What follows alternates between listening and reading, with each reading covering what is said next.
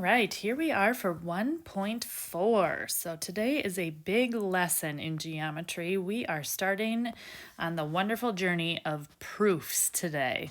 So we are going to start talking about what our class is focused mainly on, which is trying to explain or prove to someone why something is true and not just that it is true.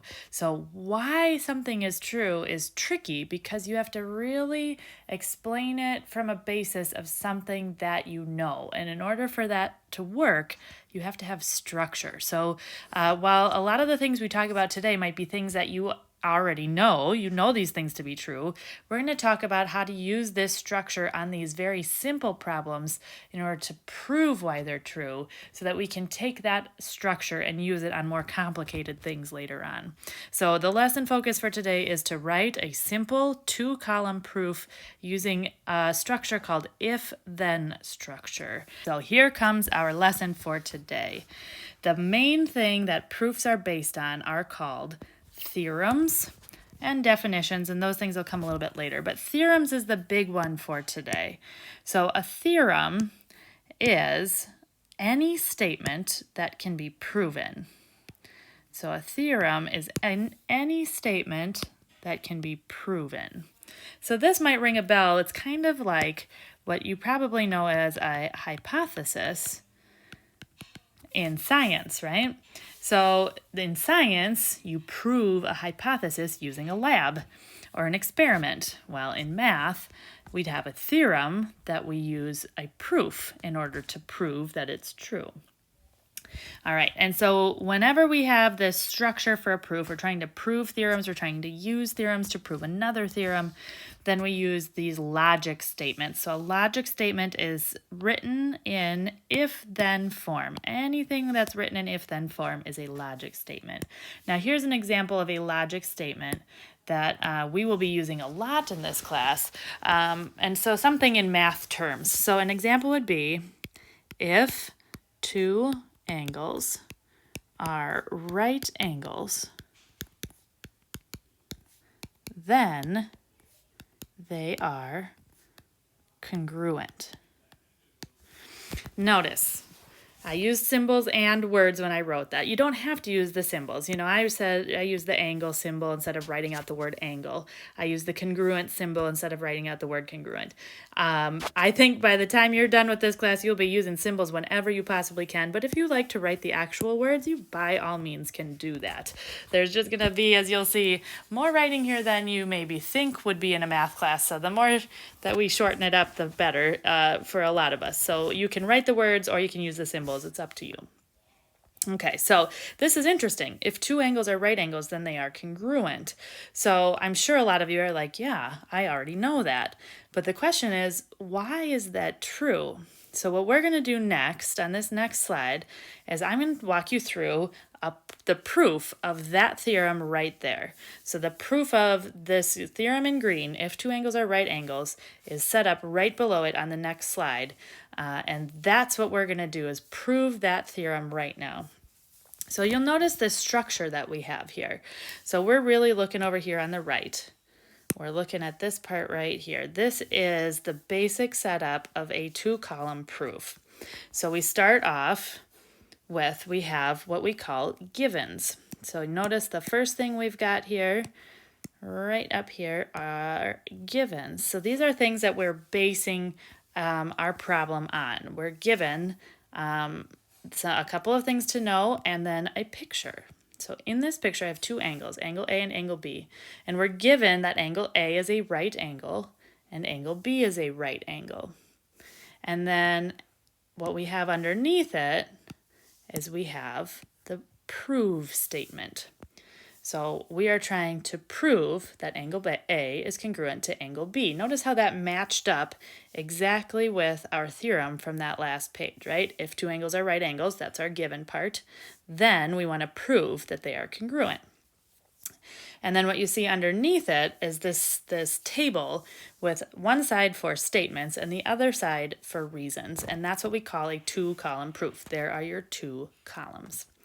Now on this one, we're kind of easing you into this in case you're not in class with us. So over on the left, there's a bunch of examples of words. And if you are in your slides, if you're in present mode, if you take it out of present mode, you should be able to pick each one of these little things up there, like a little box around each one, and you could slide it over and put them in the right order, and slide them around and see if you could arrange that proof. For me, when I'm writing on this, I can't really pick them up and move them. So what I'm going to do is I'm just going to slide to the next one. The next slide here is just the exact same thing but blank. So I'll show you how I would do it without dragging and dropping, but I'll use the exact same wording that's on that one, so you can drag and drop if you'd like to. While I do this, I'm going to give you some helpful tips and tricks here for writing a 2-column proof. So first of all, we're going to have a lot of things going on in the statement column. We're going to have a lot of things going on in the reason column. So the first very important thing to note is that you always need to number both your statements and your reasons. Always number your steps, statements, and reasons. Okay? So for example, I'm going to have a step 1 under statement, but I'm also going to have a step 1 under reason. And notice I need to put numbers next to both of them. So if you're dragging and dropping from that previous slide, you have to write in the numbers for them as well. Okay? So second thing to note when you are writing a 2-column proof is that you always need to start with a given. So something that you know to be true, because if you start with something that's based off of something you don't know to be true, then all of a sudden all of your work comes falling down if whatever that was turns out not to be true. So we know for sure that angle A is a right angle. That was our first given, so that's going to be our first step. Angle A is a right angle. So our statement here says angle A is a right angle, exactly like the given statement. And how do I know that? The reason that that's true is because it is given. So given is an okay something that's okay to write down as a reason in a proof. All right. Other than that, though, now we can say, like, okay, well, if I know that angle A is a right angle, then what does that mean? So step 2 would be, well, I know that a right angle is 90 degrees. So step 2 would say angle A equals 90 degrees. Okay, I believe on your drag and drops it says the measure with a little m there for measure. The measure of angle A equals 90.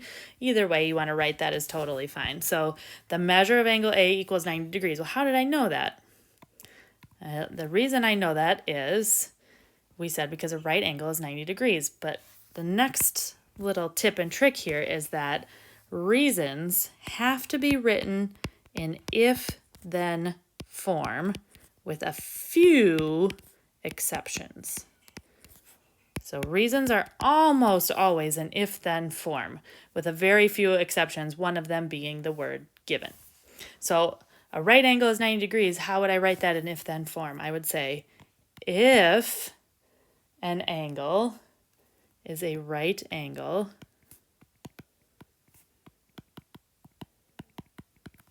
then its measure is 90 degrees. And that would be one that you should see in your list there that you could just plop over and drag and drop. Okay, so we started with a given. Angle A is a right angle, given for the reason. Step 2 was that measure of angle A equals 90 degrees. If an angle is a right angle, then its measure is 90 degrees. And we just keep going and building off of that and building and building and building. So the next one would be, maybe I'm going to go back and write my other given down. Angle B is a right angle. And again, the reason for that would be given. And then I would say step 4, the measure of angle B equals 90 degrees. And the reason for that is exactly the same as in step number 2. So I would write it again. if an angle is a right angle, then its measure is 90 degrees. All right, now notice when I wrote both step 2 and step 4, the reasons were exactly the same, even though my statement was slightly different. So here's another tip and trick that we're gonna mention here. So your statements are the things that are very specific to the problem. Your reasons are general. In other words, like there's no letters or numbering or anything from the picture in this reason. That all comes in the statement. So statements are specific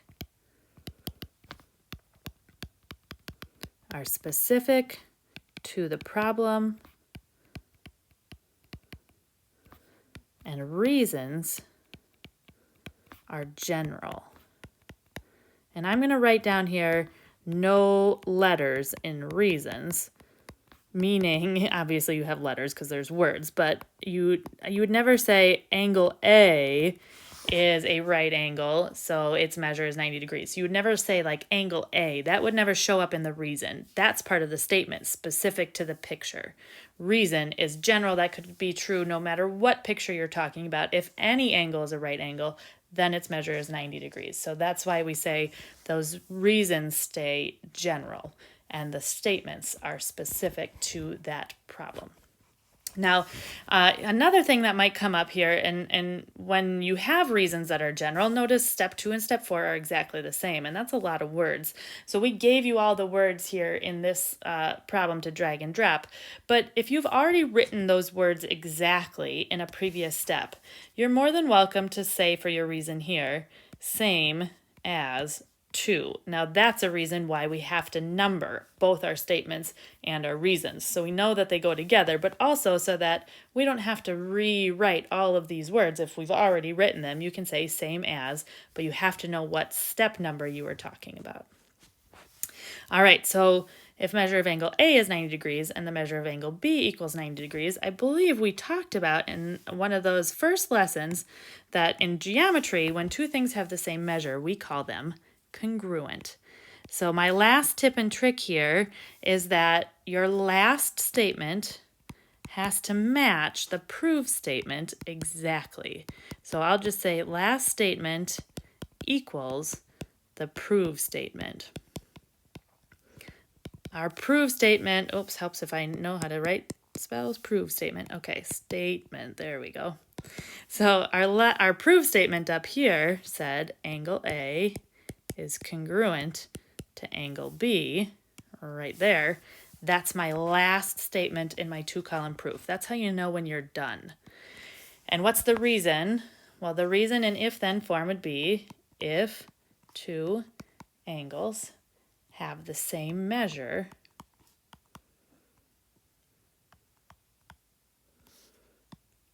then they are congruent. Then they are congruent. So we have now completed our very first 2-column proof. Woohoo! All right, many more to come this year. But what we did is we based everything on fact. Why are two right angles congruent? Well, because any right angle equals 90 degrees. Since both of them equal 90 degrees, then they have the same measure. So that's why they're congruent, because that's the definition of congruent. But me just talking through that gets a little bit confusing and wordy when you lay it out with numbered steps and you write your reasons for each step. It really gives a structured way to prove that. So now here's the thing. Now that we have written out this proof, we know beyond a doubt that this theorem right here, if two angles are right angles, then they are congruent, is true no matter what. We've proven it with a formal 2-column proof. So at this point now, you can use this theorem whenever you want. If I gave you this exact same proof for homework tonight, it would now be a 3-step proof. Step 1, angle A is a right angle, given. Step 2, angle B is a right angle, reason is given. Step 3, angle A is congruent to angle B. Reason, if two angles are right angles, then they are congruent. So once we prove something in class, we'll do it in notes, we'll do it in the shared lesson, then you're free to use that theorem from there on out whenever it might pop up in a proof. So that's going to be our process this year. So let's take a look at another one here now. Here's the next one. Notice here we are again with our setup for our proof. We've got our picture. Here's our Here's our picture. Our 2-column proof set up.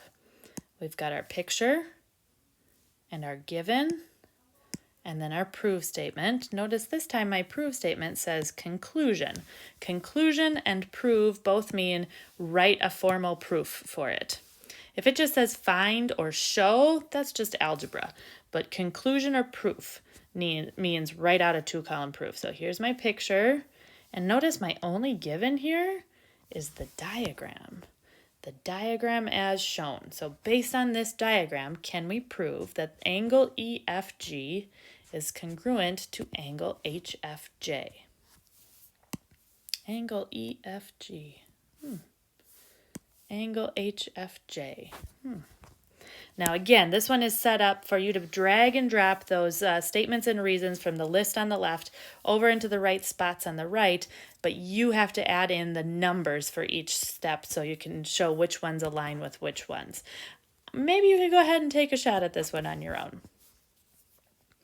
I am going to slide down to the next one again because dragging and dropping just doesn't work for me on this program. So I'm going to slide down to the next one. And we're going to see if we can't prove this one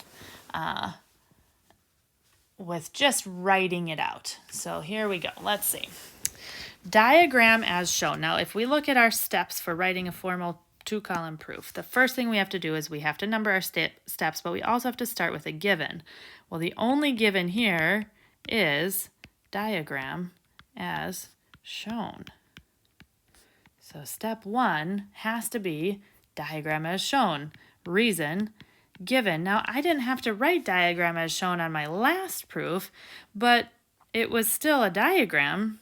The only time you have to write diagram as shown is when that is the only given possible, because you have to start with a given. Otherwise, we know the diagram is given. You don't have to write that down. So this is my only given. So how the heck am I going to get to this idea that angle EFG, whoops, I meant to get my highlighter, angle EFG is congruent to angle HFJ. Now, I use color a lot when we are doing proofs, and it kind of helps me figure out what's going on. Sometimes I use the same color to try and figure out what I'm trying to prove. Sometimes I use 2 different colors for it to pop out at me, but I highly recommend you have some colored pencils, highlighters, pens, something that you can use some color with at your house. So I'm trying to prove these 2 things, these 2 angles are congruent. Maybe, that angle EFG, when I highlighted that, what would you say about that angle?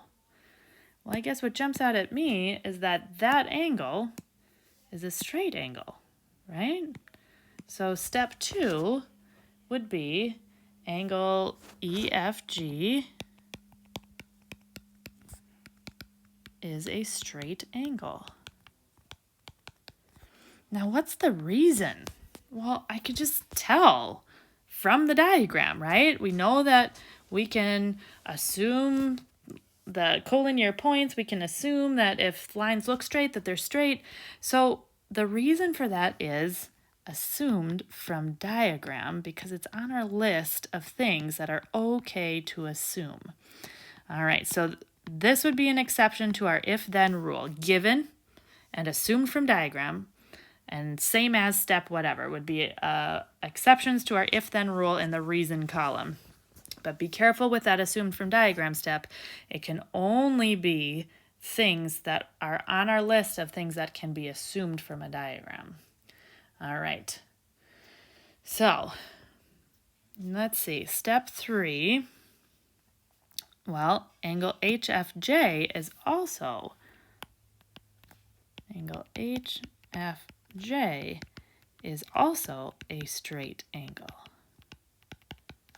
Step 3, assumed from diagram.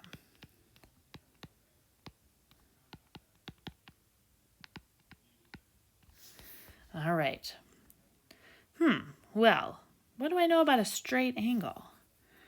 Well, a straight angle, I know, equals 180 degrees, right? So step 4, angle EFG is a straight, go back, erase. Angle EFG equals 180 degrees. So I could just put the little measure in there. Measure of angle EFG equals 180 degrees. How do I know that? If an angle is a straight angle,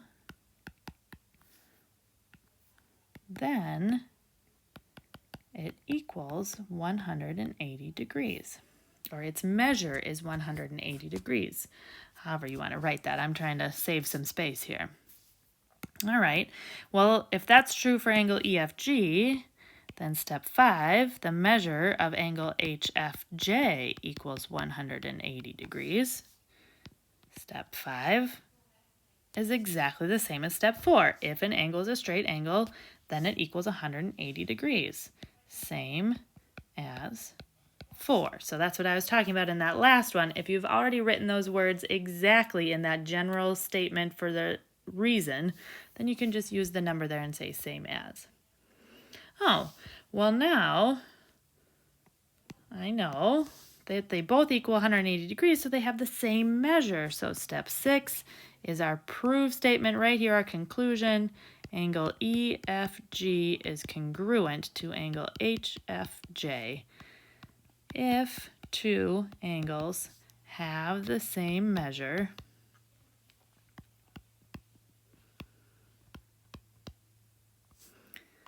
then they are congruent. All right, so there's our second 2-column proof. We've proved them both congruent. But what did we show here? What we showed was if two angles are straight angles, then they are congruent. So now that we have that in our formal 2-column proof, we've proven it, well, now we can add it to our list of theorems. So this is a new theorem that we know to be true because we just proved it. If two angles are straight angles, then they are congruent. So now we can use that theorem whenever we want to. So say I give this exact same problem to you again, I'm going to start it the same way. Steps 1, 2, and 3 are exactly the same. I still have to say that I have, start with a given. I still have to say that I have straight angles assumed from diagram. But now these two steps get cut out completely. No more step 4 and step 5. I keep my proof statement here for step 6, but instead of having this reason, no more, now my brand new theorem would be the reason in step 6. If two angles are straight angles, then they are congruent. So if you cut out those words with the equals the 180 degrees, then you don't say same measure anymore.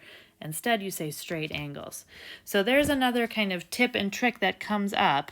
Make sure your vocab matches from statement to reason.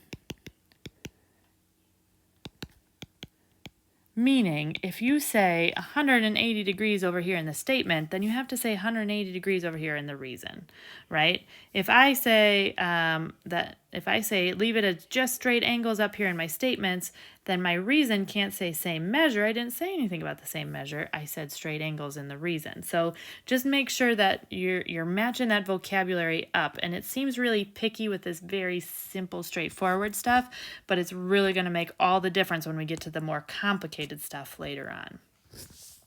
All right, we got one more problem here, one more proof for you to try out on your own. Now we have it all set up for you, drag and drop again, and you can feel free to keep doing that, but I will tell you on your homework tonight and on your homework in the future, you're going to have to be able to write those out, just like I have been doing, writing it out by hand. So if you're still kind of trying to figure your way around this, by all means, drag and drop it. That's not a big deal, but pretty soon you're going to want to be trying to remember those theorems and those definitions that we've been talking about and try to come up with the wording on your own and put them in the right order. So, maybe this is one that you want to try out. Maybe it's not. That's okay. But see what you can do here for this next proof. All right, so again, I'm going to slide down here past the drag and drops so that I can actually write on it and show you what this proof is going to be. Okay, so here we've got in our picture, we have angle X, we have angle RST, we have angle TSV, and we have angle RSV. So RST is 50 degrees. Now there's a lot going on. Once I see a lot going on in a picture, I start marking up my my picture with my givens. So step 1, first given, angle RST equals 50 degrees, given. And then I go ahead and actually put my 50 degrees right in my picture. This angle here is 50 degrees. All right. Step 2, angle TSV equals 40 degrees, given. So this angle here is 40 degrees. Notice I marked it with a different angle marking so I didn't get myself confused that they were actually congruent. All right, let's see. Well, if angle RST is 50 degrees and angle TSV is 40 degrees, then this whole big angle here, angle RSV, that must equal 90 degrees, right? Well, how did I know that? Well, that was just math, right? I just added 50 plus 40. And no matter what the picture looks like, if I have 50 and I have 40 and I combine them together, I'm going to get 90. So really, all that I did there was some algebra. So algebra is another, or you could write addition or subtraction. It just gets a little bit confusing later on because we actually have addition and subtraction properties. So I usually write algebra, but it's up to you. Algebra, addition, whatever you want to write. But then in parentheses, we write what was that algebra that we did. 50 plus 40 equals 90. So there's our third exception to our if-then rule. And if you're just doing math, then that's how you would write that. All right, so angle RSV equals 90 degrees. Okay. Now, step 4, what else do I have going on? Well, here it says that angle X is a right angle. So angle X is a right angle. I'm going to mark my picture with that one too. Step 4, given. And what am I trying to prove? I'm trying to prove that angle RSV is congruent to angle X. So I'm trying to prove that this angle is congruent to this angle. Do I know that? Well, I just said angle RSV is 90 degrees, and I said angle X is a right angle. So can I write something right now saying that they're congruent? Well, one of them has an angle measure and one of them has a name, the right angle. So I can't do it right now because I don't know what I'd write in my given. If two angles are right angles or if two angles have the same measure. I don't know because I have one of each, right? So on this one, you could do this problem two different ways. You can either make them both say equals 90 degrees and then write if they have the same measure, then they're congruent. Or you can make them both say right angle and then say if two angles are both right angles, then they are congruent. So that's the interesting part about proofs. You can write down a proof in different ways and have it both be correct. Now, since we haven't actually used that new theorem in a proof yet, that's the way I'm going to go. So I'm going to say, well, I know step 5 is that angle RSV is a right angle. And the reason I know that angle RSV is a right angle is because if an angle is a 90-degree angle, then it is a right angle. Or you could say if an angle equals 90 degrees, that's probably more often how I would write it. If an angle equals 90 degrees, then it is a right angle. Now I can say, okay, well now since I know that both of those angles are right angles, then I know that they're congruent. So step 6 is my proof statement. Angle RSV is congruent to angle X. Now I'm not going to say the same measure here because I didn't show they have the same measure. What I showed was that they're both right angles, and this is what I was talking about on that last one and making sure your vocabulary matches. So if two angles are right angles, then they are congruent. Okay. So on this one, again, you could have done this a different way. You could have swapped this step 5 out right here and changed that step up. And that step could have said angle X equals 90 degrees. You would have had to flip-flop your reason over here to say if an angle is a right angle, then it equals 90 degrees. And then you'd have to switch your reason for the last step and say if two angles have the same measure, then they are congruent. So you have to make sure that you're lining everything up, right? And your if-thens are whatever you've said before has to be the if part, and whatever you're saying right now is the then part. It's a tricky process, and we're going to practice it more and more, and it'll get easier and easier for you. But just so you know, this problem could be done in more than one way. All right. So hopefully you're starting to get the hang of it. Be careful. Watch your ifs and your thens. Make sure that your vocabulary matches. And the more you practice, the easier it will get. All right, so here's our lesson wrap up. So writing two-column proofs, got to use that if-then form for writing reasons.